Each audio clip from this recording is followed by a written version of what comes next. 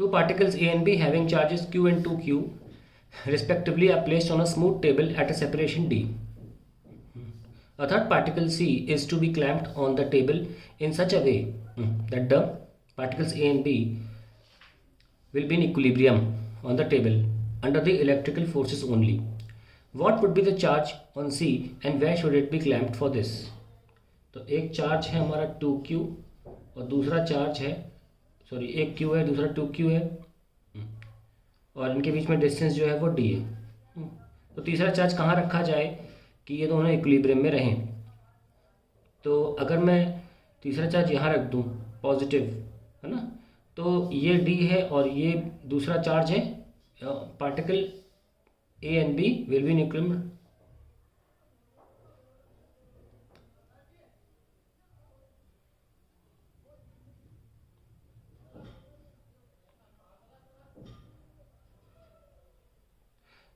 Charge particle कहाँ रखेंगे, पहले हम देख लेते हैं कि ये इक्विलिब्रियम में क्यों नहीं है बिना उस थर्ड पार्टिकल के।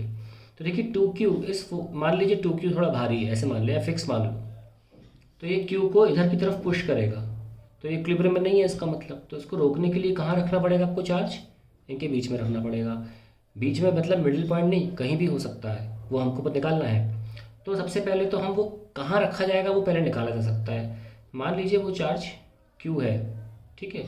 सो इक्विलिब्रियम के लिए क्या करते हैं हम इस पर नेट फोर्स 0 कर देते हैं, तब हमें Q की वैल्यू मिल जाती है, जगह की वैल्यू मिल जाती है। So to find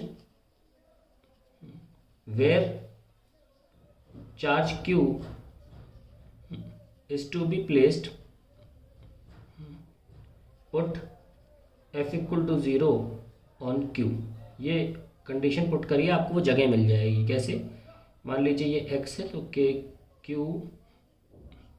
Q by x is equals to K 2Q Q by D minus x। ये D minus x हो गया, तो इससे आपका Q कैंसिल, K कैंसिल, और क्या बचता है आपका, स्क्वायर लगाना भूल गया मैं, हाँ, then left with 1/x is equals to √2 D minus x।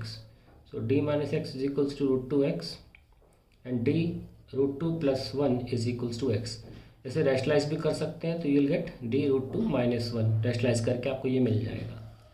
अब इसके बाद हम उस चार्ज की वैल्यू निकाल सकते हैं।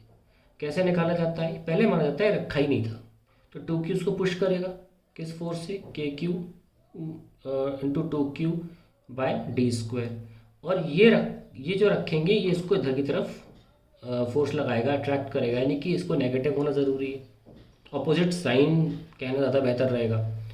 तो ये उतना ही फोर्स लगा ताकि ये कहीं भी मूव ना करे, और इस तरीके से हम फिर कैपिटल Q की वैल्यू निकाल सकते हैं। Capital Q into Q divide by x², और x हम ऑलरेडी सॉल्व कर चुके हैं यहाँ पे, वो बाद में देख लेंगे। तो K cancel, Q cancel, we have 2Q x² by D², that is the value of Q। So अगर हम इसको यहाँ रखें तो आ जाएगा D² √2 - 1 का square upon D²। So that is the Q, and we have now 2Q 2 + 1 - 2 √2, and that is the value of capital Q, the charge. अब दिख रहा होगा।